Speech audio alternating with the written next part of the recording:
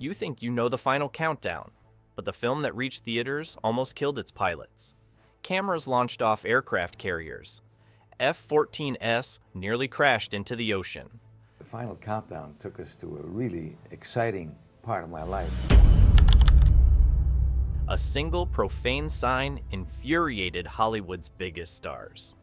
Today, we're exposing 15 hidden truths behind the final countdown, including the real-world mission that ended filming early. The film that created Trauma Entertainment, Lloyd Kaufman, served as associate producer and unit production manager on the final countdown. His experience was a nightmare. He hated director Don Taylor, calling him a flame-out bozo who kept falling off the wagon. Kaufman complained that Taylor hired a crew of shitheads and let unnecessary costs spiral out of control. The cast wasn't much better. James Ferrantino was a constant whiner. Catherine Ross complained about useless things like the chairs in the cafeteria. Kaufman was so frustrated with the traditional Hollywood system that he made a decision. He would never work with major studios again. Immediately after the final countdown wrapped, Kaufman and Michael Hertz founded Trauma Entertainment and began producing low-budget independent films. 5 years later, they created The Toxic Avenger. One miserable mainstream production birthed the most infamous B-movie studio in history. Cameras launched off the deck. Twice filming takeoffs on an active nuclear-powered aircraft carrier presented extreme challenges. The jet blast from F-14 Tomcats is powerful enough to knock a grown man off his feet. The first attempt to film a takeoff on the USS Nimitz ended in disaster. The mounted camera and its operator were pitched violently off the deck by the sheer force of the jet blast. They were caught in a restraining safety net below deck, shaken but alive. The crew adjusted their equipment and tried again. The second attempt resulted in the exact same accident. Another camera thrown off, another operator saved by the safety net. 2 separate incidents. 2 cameras destroyed. 2 operators nearly killed. The production team finally learned to secure their equipment with military-grade restraints and positioning.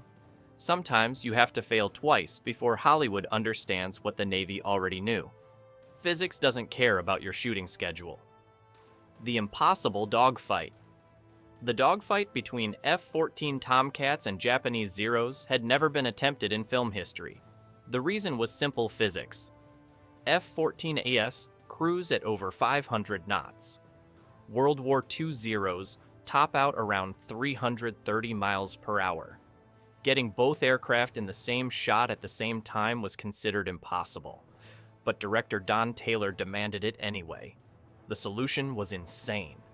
3 replica Zeros, originally built for Tora, were flown by pilots from the Commemorative Air Force. They flew at full throttle with engines screaming. Meanwhile, the F-14S flew at stall speed with wings fully extended, just barely staying airborne. One wrong move and a modern jet fighter would drop out of the sky into the ocean. The totally different speeds, environments, and weaponry created extreme challenges. But they pulled it off. No CGI, no special effects. Real aircraft sharing real airspace. The hammerhead that nearly killed everyone. During the dogfight sequence, the script called for a Japanese Zero to force an F-14 toward the water. Navy pilot Richard Fox. Farrell, the VF-84 executive officer, was chosen to execute the maneuver. The scene required him to get on the 6 of the low and slow Zero, bringing his aircraft directly behind the target. Farrell performed a hammerhead stall, followed by a screaming recovery that pulled out just 100 feet above the ocean surface. He was really pushing the envelope with the Tomcat. The jet kicked up massive amounts of seawater as it screamed past the surface. The entire film crew thought they were about to witness a fatal crash. Navy witnesses later confirmed Farrell was in complete control the entire time, but it looked absolutely terrifying on camera. Legend has it the odd sound heard in the movie is partially a recording of Farrell's wife screaming when she first watched the footage. The near mid-air collision.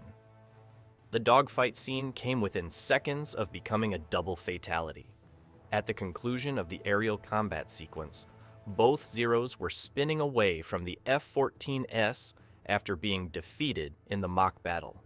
By sheer chance, the two replica aircraft spun away from each other at the last possible moment, narrowly avoiding a catastrophic mid-air collision. There was no safety planning for this, no careful choreography, no computer-calculated trajectories. The pilots were flying by instinct in a chaotic aerial ballet with modern jets. Pure luck separated life from death. If those two Zeros had collided, both pilots would have died on camera. The production would have been shut down permanently. The film would never have been finished. Instead, the footage made it into the final cut. Audiences watching had no idea they were witnessing a near disaster that almost killed two men in front of multiple cameras. The jet blast that ripped off a pilot's headset. In one particularly dangerous scene, an F-14 performs a thump maneuver on a Zero. The jet flies under the vintage aircraft and then streaks upward directly in front of the slower plane. The filmmakers wanted it to look aggressive and dramatic. They succeeded beyond anyone's expectations. The resultant jet blast of turbulent air was so intense that the control yokes of both Zeros in the scene were violently wrenched out of the pilot's hands. Both aircraft immediately tumbled out of control. The lead Zero pilot's headset, along with his watch, were physically ripped off his head and sucked out of the open canopy by the force of the turbulence. For several terrifying moments, the F-14 pilots were unable to establish radio contact with the Zeros. They had no idea if the vintage aircraft pilots were alive, dead, or unconscious. Radio silence, tumbling aircraft, pure chaos at 5,000 feet. The profane sign that infuriated Catherine Ross. The VF. 84. Jolly Roger's pilots were known for their cocky attitudes and aggressive personalities. During production, several pilots asked actress Catherine Ross to meet them at a hotel one evening. She politely declined the invitation. The pilots were not happy about the rejection. The next day during filming, one of the Tomcat air crews decided to send Ross a message. They held up a profane sign addressed directly at the actress while cameras were rolling. The shot made it into the dailies. When Ross saw the footage during review, she was absolutely infuriated. The exact wording of the sign was never revealed publicly, but crew members who saw it knew precisely what those pilots had written. The sign was immediately cut from any footage that might be released, but the incident became legendary on set. Hollywood star versus Navy fighter pilots. Nobody won that battle. A real World War II ace flew. The Zeros. One of the Zero pilots hired for the film was Archie Donahue, a genuine World War II combat veteran. During the war, Donahue had earned the distinction of becoming an ace in a day, shooting down multiple Japanese aircraft during a single mission. He had fought against real Zeros in actual combat over the Pacific.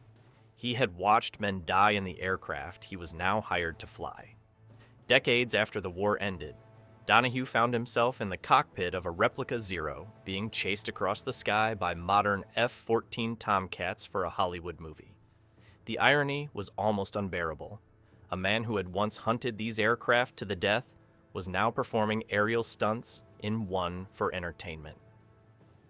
48 real sailors became actors. The final countdown was made with full cooperation from the United States Navy. This wasn't just location access, it was total integration. 48 actual USS Nimitz crew members were credited in the closing credits for their performances as extras, background artists, or actors. Some even had speaking parts with real dialogue. These weren't trained performers.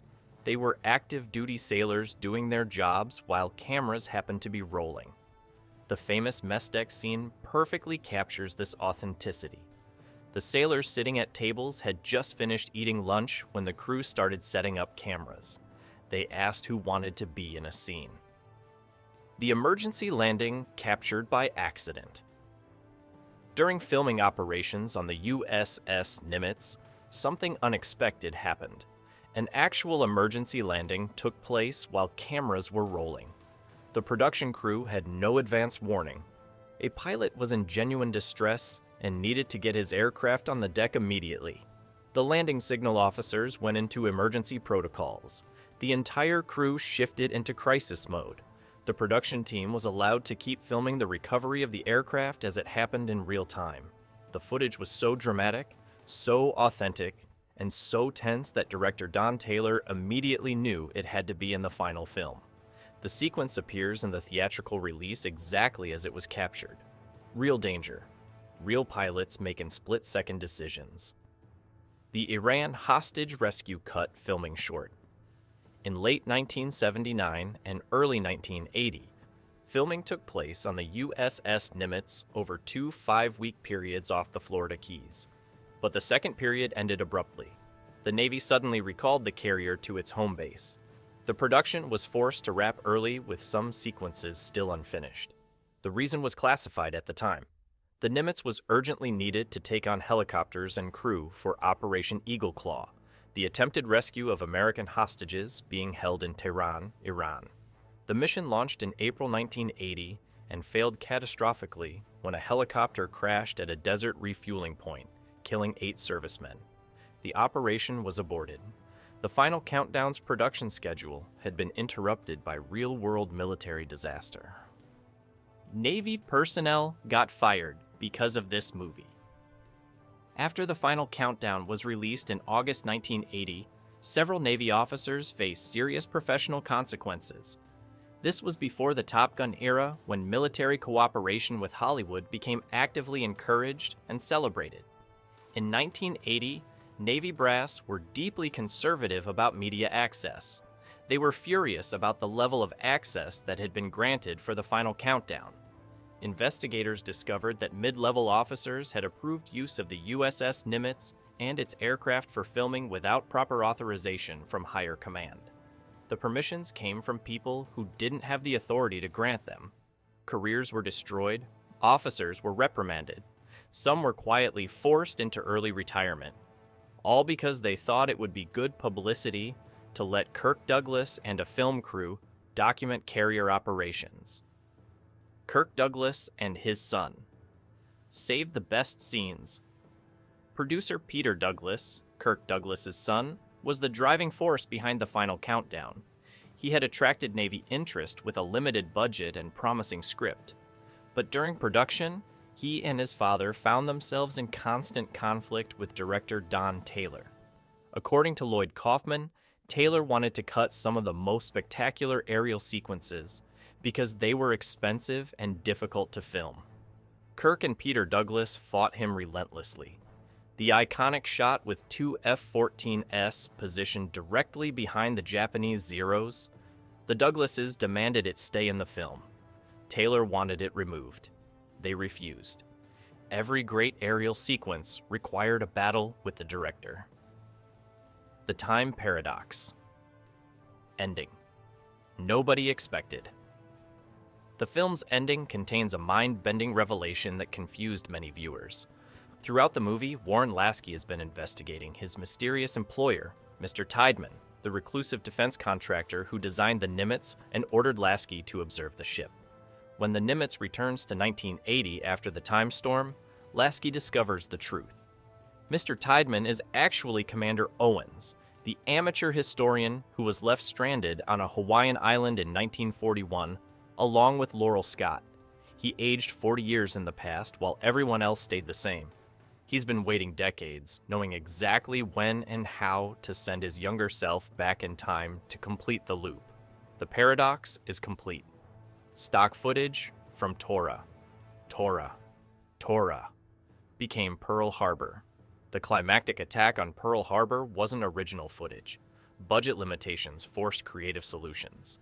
The production used scenes reproduced in monochrome from the 1970 film Tora.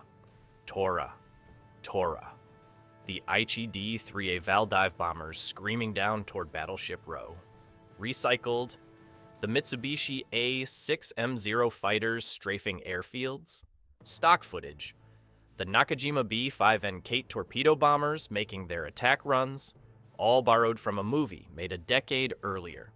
The Final Countdown's entire historical climax was built from someone else's film. The production simply converted the color footage to black and white to make it look like period newsreel material. From cameras thrown off aircraft carriers to F-14 pilots nearly dying on camera, The Final Countdown pushed filmmaking to the edge of catastrophe. Whether it's the profane sign that infuriated a Hollywood star, the WWII ace flying the enemy aircraft he once shot down, or the Navy personnel who lost their careers for cooperation, this film proves that the most dangerous battles happen behind the scenes. Thanks for watching. Don't forget to like, comment with your favorite time travel movie, and subscribe for more deep dives into forgotten sci-fi classics. See you in the next one.